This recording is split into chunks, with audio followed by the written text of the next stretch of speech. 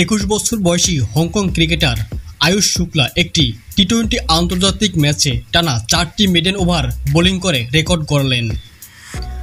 তিনি প্রথম এই মাইলফলক অর্জনকারী প্রথম এশিয়ার ক্রিকেটার।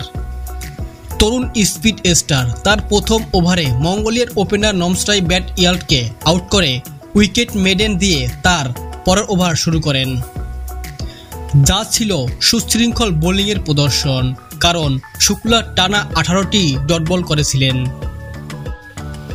শুক্লার ব্যতিক্রমধর্মী প্রদর্শনের আগে মাত্র দুজন বোলার টি-20 ক্রিকেটে একটিও রান না দিয়ে 4 ওভারে স্পেল দিতে পেরেছিলেন। কানাডার সাদবিন জাফর 2021 সালে পানামার বিরুদ্ধে প্রথম কৃতিত্ব অর্জন করেছিলেন। তারপর নিউজিল্যান্ডের লকি ফারসন, যিনি এই রেকর্ড করেছিলেন।